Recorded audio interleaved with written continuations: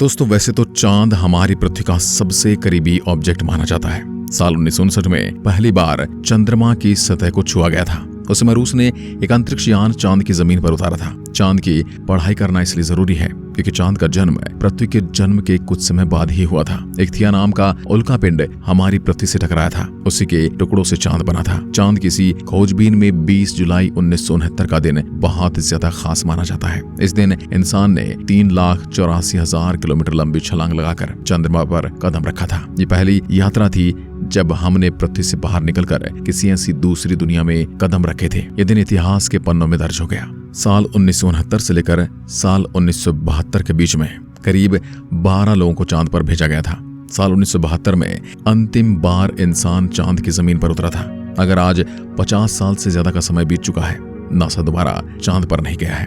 आखिर नासा के वैज्ञानिकों ने चांद पर ऐसा क्या दिखा कि दोबारा आज तक चांद पर नहीं गए। साथ ही इस वीडियो के अंदर ये भी बताया जाएगा कि चंद्रयान कहां पर पहुंच गया है और चंद्रयान 3 वहां पर क्या तलाश करेगा। आप देख रहे हैं फ्यूचर साइंस यूट्यूब चैनल। दोस्तों 20 जुलाई 1969 का दिन आज भी मानव इतिहास के लिए खास है। इस दिन इंसान अपोलो 11 मिशन में बैठकर चांद की सतह पर उतरे थे। ये वो मिशन था जिसने पहली बार इंसान को चांद पर उतारा था। चांद की जमीन पर सबसे पहले कदम रखने वाले नील आर्मस्ट्रांग थे। उनके कदमों की छाप आज भी चांद पर मौजूद है। लेकिन दोस्तों नासा द्वारा चांद पर इंसान भेजने का ये पहला कदम नहीं था। इससे पहले भी नासा चांद पर इंसान भेजने की कई परीक्षण मिशन कर चुका था। उनसे पहला प्रयास 21 फरवरी 1967 को SS-20 का था, जिसे अब अपोलो 1 के नाम से जाना जाता है। लेकिन दुर्भाग्यवश अंतरिक्ष यान में आग लग जाने के कारण उसमें सवार तीनों अंतरिक्ष यात्री विर्गिल ग्रिसम, एड वाइट और रोजर कैफी की जलकर मौत हो गई। लेकिन उसके बाद पहली बार नील आर्मस्ट्रांग ने ही चांद की धरती पर कदम रखा।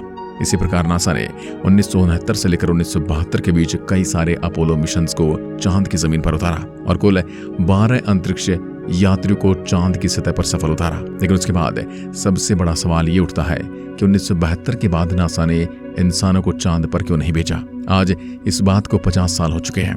नासा या किसी भी अंतरिक्ष एजेंसी ने चांद की तरफ इंसानों को भेजने की बात तक नहीं की है।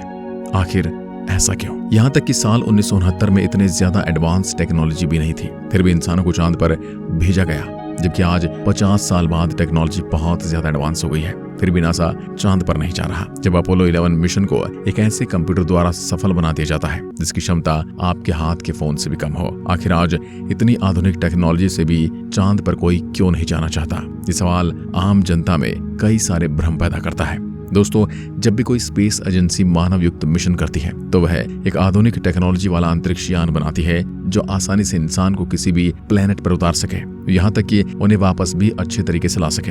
लेकिन दोस्तों अपोलो 11 के बाद नासा ऐसे 5 यानों को चंद्रमा की सतह पर सफलतापूर्वक उतार कर ये साबित कर चुका है कि चांद पर इंसान भेजने की काबिलियत उनमें अब एक साधारण बात बन गई है। लेकिन फिर भी नासा फिर से कोई मून मिशन करने को तैयार नहीं है। और एक इंटरेस्टिंग बात यह है कि दुनिया में सिर्फ नासा ही एक ऐसी स्पेस एजेंसी है जो चांद पर अपने एस्ट्रोनॉट सफलतापूर्वक भेज पाई है। आज तक किसी भी स्पेस एजेंसी ने चांद पर इंसान भेजने की नहीं सोची है।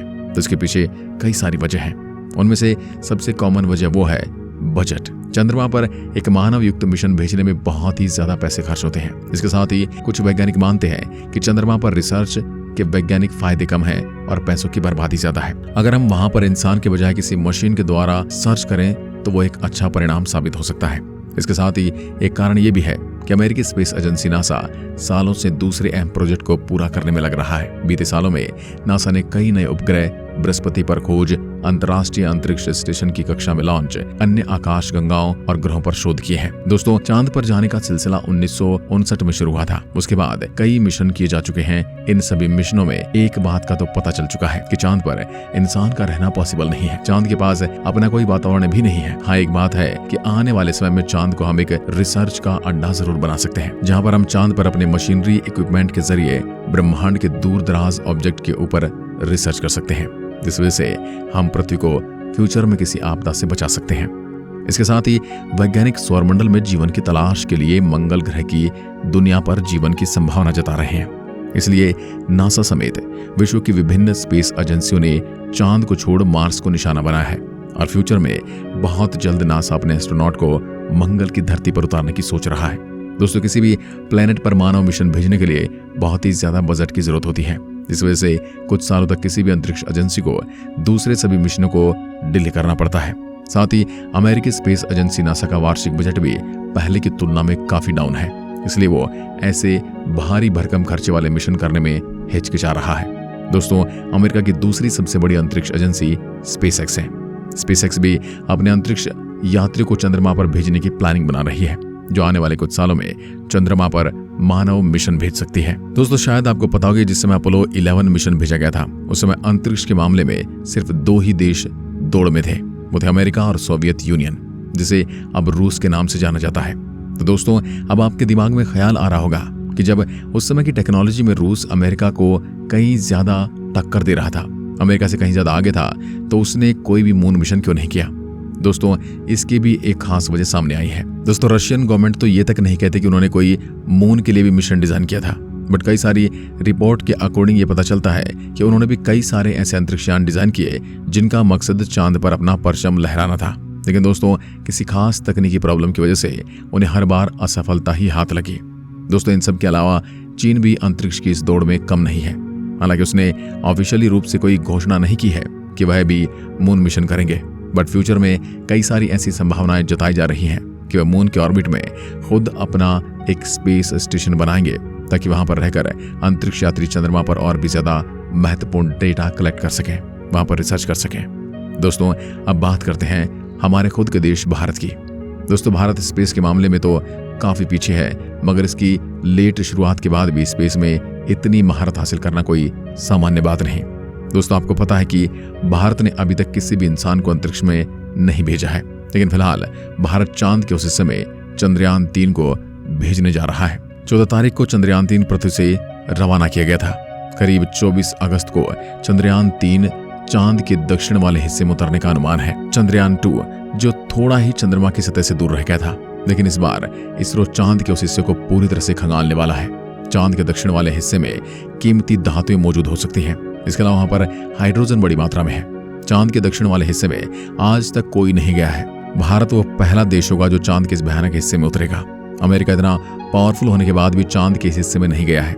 यहाँ पर बहुत बड़े बड़े गड्ढे मौजूद हैं, यहाँ तक कि यह ध्रुवीय इलाका है, इसलिए यहाँ पर बर्फ के रूप में पानी होने का भी अनुमान है। इसलिए जब भारत का अंतरिक्ष यान चांद की सतह पर उतरेगा, वह पल वाकई में पूरी दुनिया के लिए खुशी का पल होगा। दोस्तों ऐसे में अब आपके सामने एक ही निष्कर्ष निकलता है कि चांद पर इंसान भेजने में उतना कोई फायदा नहीं है जितना उसके लिए समय और पैसा बहाया जाए। ऐसे में ही अच्छा है कि अपना पैसा और समय किसी दूसरे अन्वेषण पर खर्च करें। यही सोचकर दुनिया भर की सभी एजेंसियां मून मिशन को नकार रही हैं। हालांकि चांद पर मिशनों को भेजकर अच्छे से रिसर्च की जा सकती है, इसलिए ही अंतरिक्ष एजेंसियां चांद पर मून मिशन करने से मना कर रही हैं। हालांकि नासा अब एक नया मून मिशन तैयार कर रहा है, इसमें इंसानों को चांद पर भेजा जाएगा। इस मून मिशन का नाम आर्टिमस है। अब तो ये बात तभी कंफर्म होगी जब इंसान चांद की सतह पर सही सलामत उतरेंगे। 2025-26 में चांद पर इंसान को भेजा जाएगा।